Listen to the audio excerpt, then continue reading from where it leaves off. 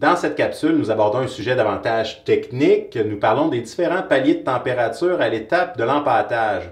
Je vous rappelle rapidement, l'étape de l'empâtage est l'étape à laquelle on infuse notre malt concassé dans de l'eau chaude pendant une période allant d'1 heure à 1h30 pour en extraire des sucres fermentescibles.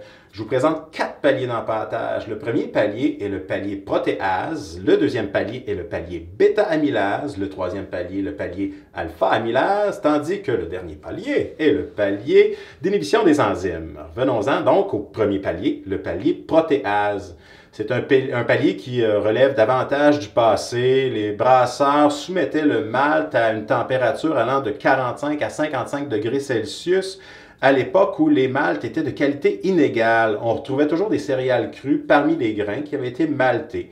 La protéase, l'enzyme protéase qui est stimulée à ce palier de température, dégrade les protéines en acides aminés, ce qui permettait d'obtenir une bière davantage claire, moins trouble. Aujourd'hui, avec les céréales modernes, avec le maltage moderne, on évite ce palier puisque nous allons transformer des protéines en acides aminés, des protéines qu'on veut garder pour maintenir un beau col au-dessus de notre bière qui contribue à soutenir la mousse. Si jamais vous souhaitez brasser avec des céréales crues, tentez cette expérience. Je vous précise, le palier protéatique, le premier palier entre 45 et 55 degrés Celsius, dure 20 minutes.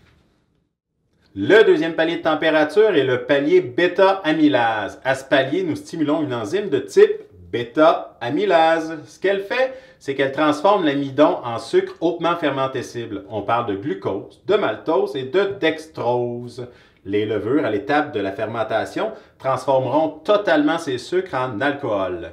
Le palier de température se situe donc entre 62 et 65 degrés Celsius et nous maintenons cette température pour une période d'environ 30 minutes. Le troisième palier de température est le palier alpha-amylase et l'enzyme qui est stimulée à ce palier transforme l'amidon, elle aussi, mais pas en dextrose, mais plutôt en dextrine, des sucres plus complexes, des sucres qui ne seront pas transformés par la levure en alcool. À ce palier, nous obtenons une bière plus ronde. Ce palier de température se situe entre 66 et 73 degrés Celsius.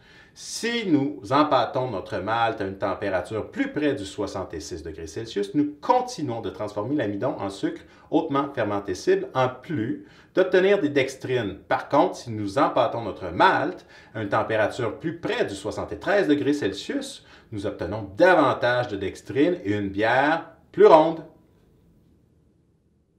Le quatrième palier est le palier d'inhibition des enzymes. À ce palier, ce qu'on fait, c'est qu'on stoppe le travail des enzymes pour préserver notre brassin. La température se situe entre 75 et 78 degrés Celsius. À cette température, les sucres deviennent aussi plus solubles dans notre mou.